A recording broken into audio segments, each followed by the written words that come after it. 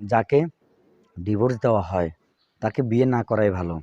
কারণ তাদের বাচ্চাদের টানা নাকি তারা আবার বিবাহ বন্ধনে আবদ্ধ হয়েছে। অনেকে বলতেছে তালাক হওয়ার পরে, ডিভোর্স হওয়ার পরে আবার বিয়ে করলো, 1 মাসের মধ্যে তালাক হয়ে গেল, আবার 1 মাসের মধ্যেই বিবাহ, যে নাকি হিল্লা বিয়ে দিয়েছে নাকি। ইদ্যত পালন হওয়া ছাড়া একটা নারীকে বিবাহ করতে পারবে না, ডিভোর্স প্রাপ্ত নারীকে। ইদ্যত তো পালন হলো না, এটা আবার কীভাবে সম্ভব? সবাই জানে তাদের ডিভোর্স হয়ে গেল, আবার তাকে বিয়ে করলো। আবু তোহা মোহাম্মদ আদনান ও তার স্ত্রী সাবিকুন নাহার সারার গত 20 থেকে 25 দিন আগে, অর্থাৎ 1 মাস হবে, তাদের ডিভোর্স হয়ে যায়, তালাক হয়ে যায়। কিন্তু সাবিকুন নাহার সারা তার ফেসবুক পেজের মধ্যে পোস্ট করে, যে পোস্টের মধ্যে আমরা জানতে পারি নিশ্চিতভাবে তারা আবার বিয়ে করেছেন, এবং সবাই জানতে পেরেছে তারা আবার বিয়ে করেছেন। এরপরে প্রত্যেকটা টিভি চ্যানেলে নিউজ করা হয়েছে সাবিকুন নাহার সারাকে আবার বিয়ে করলেন আবু তোহা মোহাম্মদ আদনান, ডিভোর্স হওয়ার পরেও। আমি বিষয়টা মনে করি, যাকে ডিভোর্স দেওয়া হয় তাকে বিয়ে না করাই ভালো। কারণ মুখ থেকে যখন মানুষের কফ অথবা থুতু ফেলে দেয়, সেটাকে আবার গালের ভিতরে ঢুকিয়ে দেওয়া যেমন ঘৃণার বিষয়, তেমনিভাবে কাউকে ডিভোর্সের মাধ্যমে ছেড়ে দিয়ে আবার তাকে গ্রহণ করা, সেটাও সেম কাজের মতো। এখন তারা বলতেছে তাদের বাচ্চাদের টানা নাকি তারা আবার বিবাহ বন্ধনে আবদ্ধ হয়েছে। যদি তারা বিবাহ বন্ধনে তাদের বাচ্চাদের কারণে আবদ্ধ হয়ে থাকে, তাহলে এই বিষয়টি কি আরও আগেও ভাবা উচিত ছিল না?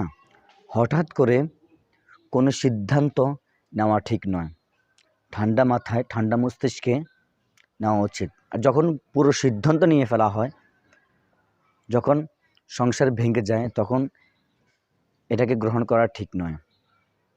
কাছের জিনিস যখন ভেঙে যায়, সেটা যেমনিভাবে জোয়ার লাগানো সমস্যা বা জোয়ার লাগানো যাবে না, ঠিক তেমনিভাবে একজন পুরুষ নারীকে ছেড়ে দিলে সেই নারীকে গ্রহণ করা তেমনিভাবে সমস্যা বা যায় না। আর গেলেও ভিতরে ভিতরে যে কোনো সমস্যা তার ভিতরে বিভিন্ন কথা কাজ করে। এখন বিষয়টা হচ্ছে, অনেকে বলতেছে তালাক হওয়ার পরে, ডিভোর্স হওয়ার পরে আবার বিয়ে করলো, এবং তাও 1 মাসের মধ্যে।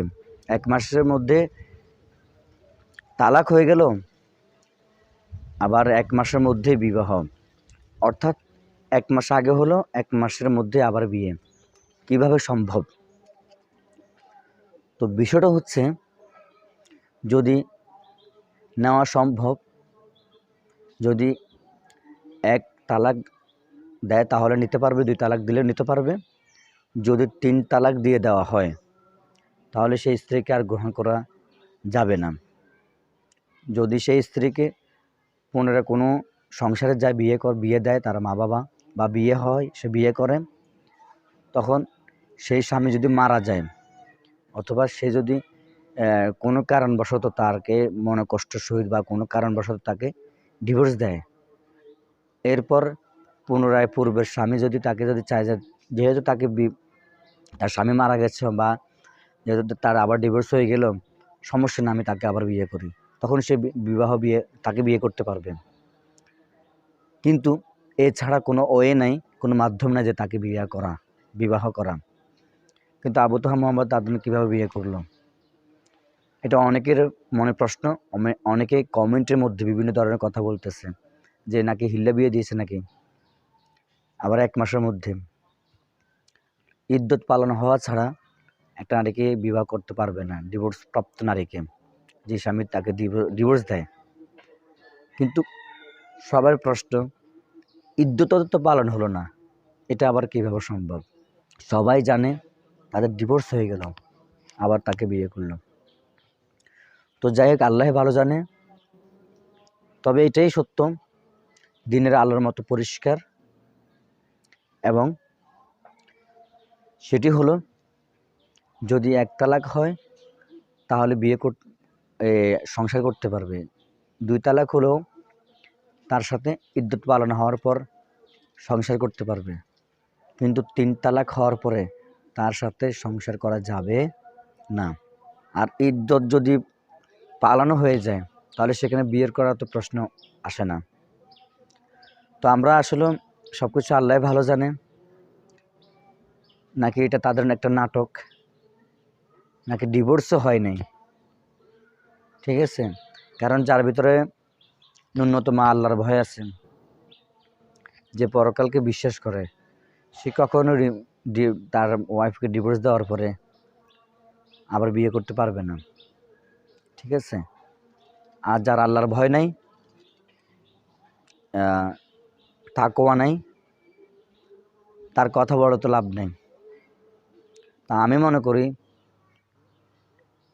মুখ থেকে থুতু যখন নিক্ষেপ করে বাইরে ফেলে দেয়, কফ যখন ফেলে দেয়, সে কফ আর থুতুকে গালের মধ্যে, পেটের মধ্যে, মুখের মধ্যে নেওয়া যেমন ঘৃণা, তেমনিভাবে একজন যে নারীকে ডিভোর্স দিয়েছে, তালাক দিয়েছে, নিশ্চয়ই কোনো ব্যথা, কোনো কষ্টে তাকে আবার গ্রহণ করা তেমনিভাবে ঘৃণ্য।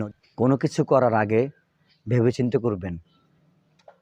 যদি ভেবেচিন্তে কোনো কিছু কাজ করে ফেলেন তাহলে সেই নারীকে আর কখনোই গ্রহণ করবেন না। বাংলাদেশে কি নারীর অভাব আছে? আল্লাহ হাফেজ।